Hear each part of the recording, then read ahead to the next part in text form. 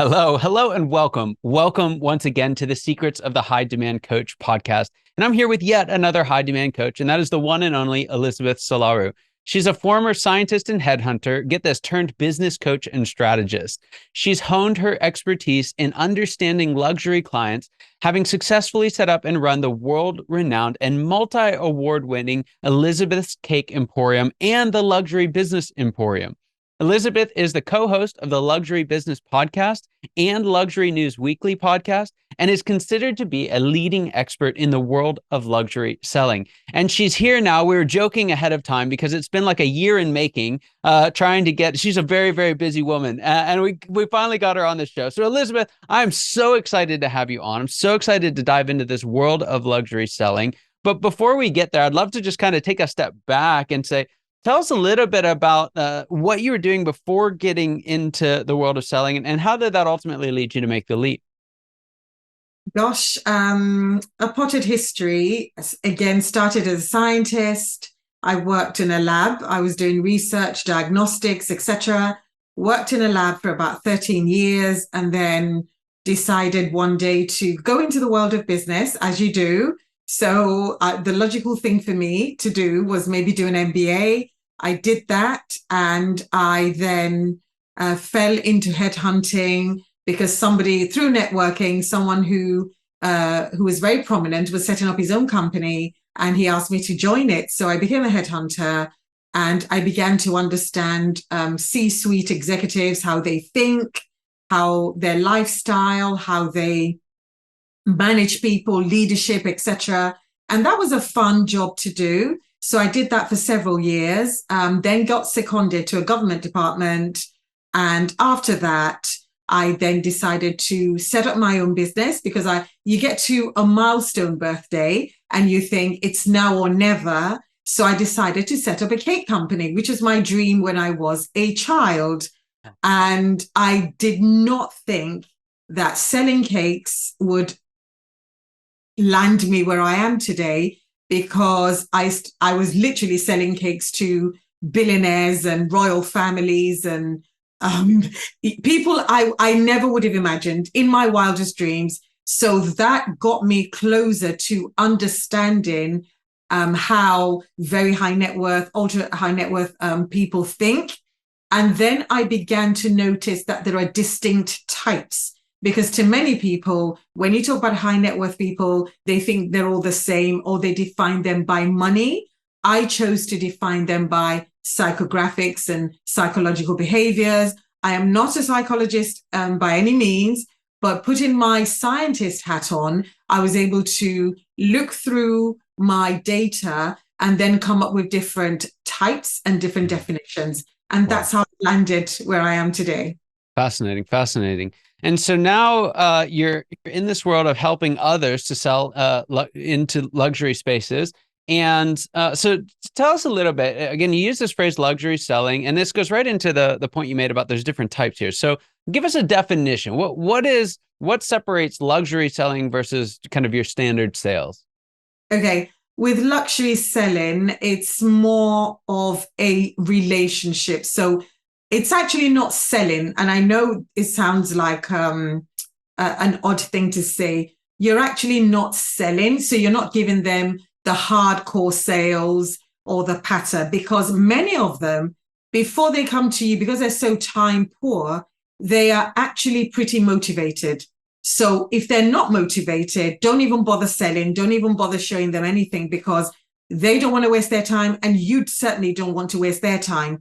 So by the time they come to you, they would have come through either through word of mouth referral or via social media. Yes, they are on social media if you know what to look for, or they would have come through some random ad. Not a lot of them, but a few of them will come through some random ad. So they will come through something to get to you. And by the time they ask for a conversation, they're pretty motivated. It's just a question of, can we trust this person? Are they who they say they are? Is there a chemistry, et cetera, et cetera? So selling doesn't really happen as such. It's more of, can I see this person in my circle? Can I see this person in my sphere? So it's more about that.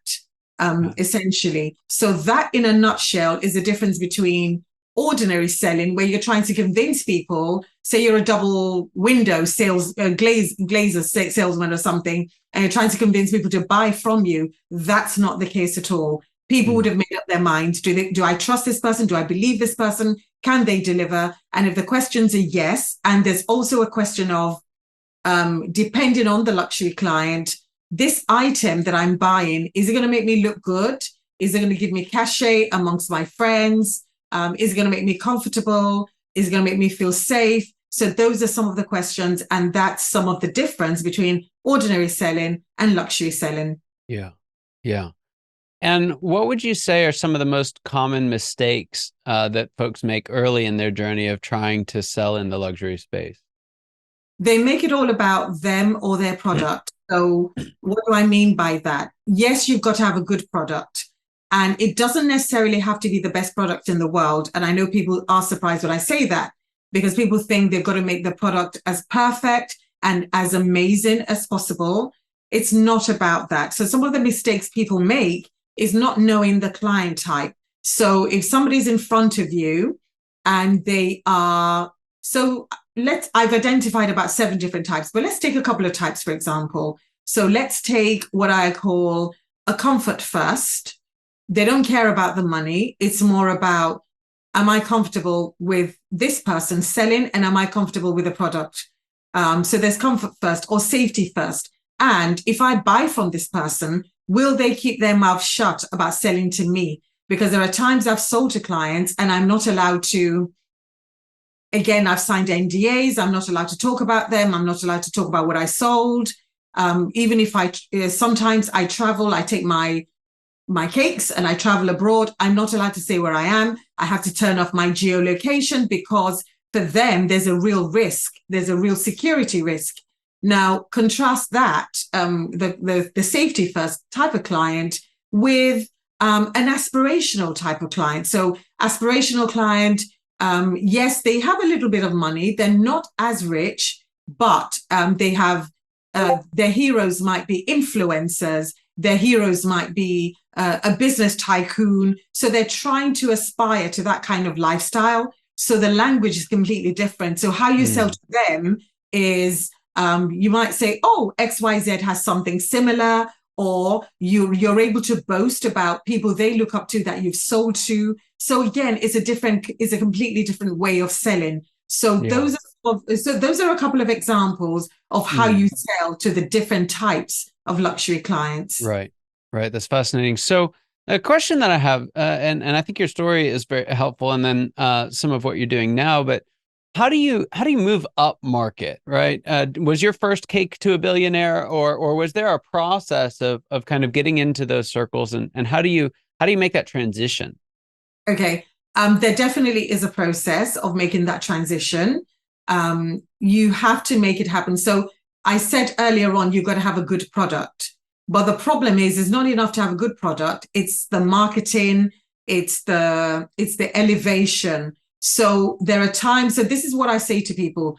The first thing you need to do is create, because you don't wait for demand in order to create your product. So create the product. I get asked, oh, what's the most expensive cake you've ever sold?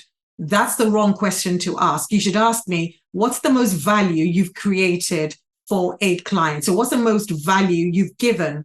So some ways in which I did that was to literally create the most outrageous cake you've ever seen. I use the principles of a couture house. So a fashion couture house will create a range of these incredible menswear, women's wear for the catwalk, knowing fully well that the couture range, there are probably only 50 women or 100 women in the world that can afford the couture. But they create this range in order to draw attention. But they also create other products. So your lipsticks, your perfume, your aftershave, etc., your accessories, it's actually what funds the couture line.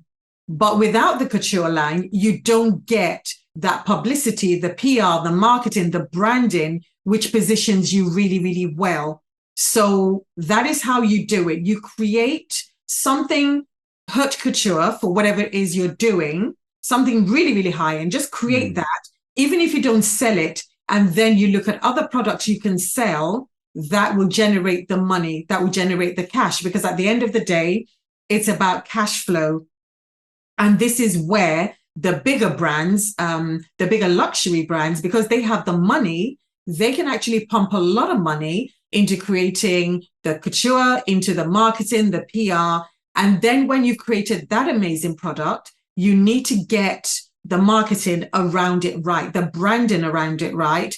And you may need to get some sort of influencer, some sort of ambassador to really promote your product. And then lastly, even amongst your colleagues in the industry, you need to be able to get them to say amazing things about you, because that's where your recommendations are going to come from. So that, in a nutshell, I mean, there's a lot more to the process, but that is a cherry-picked, little canapé bite size of how you go about elevating your brand. Yeah.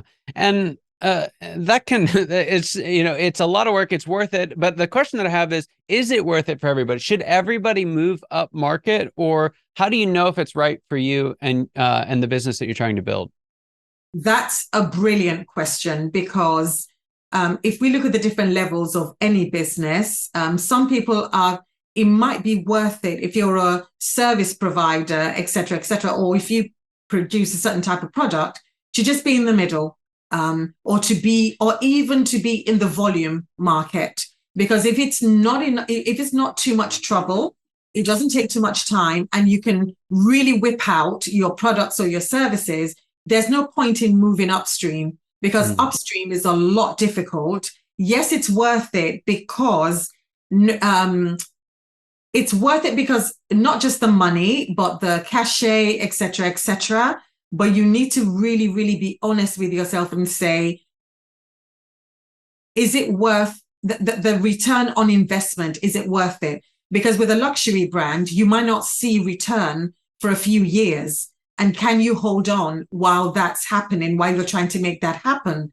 However, if there's at a lower level, if you can get the volume and you can literally get the money in and it's easy, and I always talk about ease, then definitely do that, because the client expectations at a lower level is not that high. And by adding one or two little things, by doing some tweaks, you can give the impression of a high-end product when it actually isn't. So something I call mastage, because I'm writing a book and I'm talking about the different luxury brand types. And some people stay at the mastage level and don't go to the premium or ultra prestige level, because the mastage, if you can, then do it. A bit like Nike. Nike is mastage. Yes, some are more expensive than others, but any average person can still walk into Nike and get a good quality sneaker.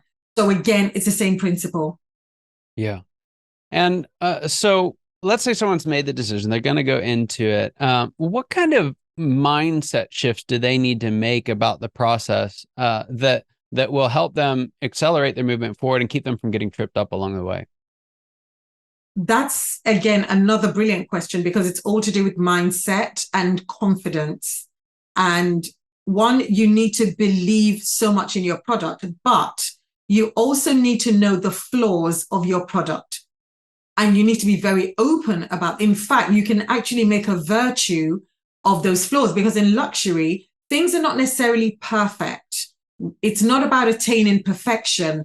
It's about sometimes making a virtue of those flaws. So you need to have a mindset shift with that. So that's the one area I coach clients on. The second area is on price, because many people still price too low.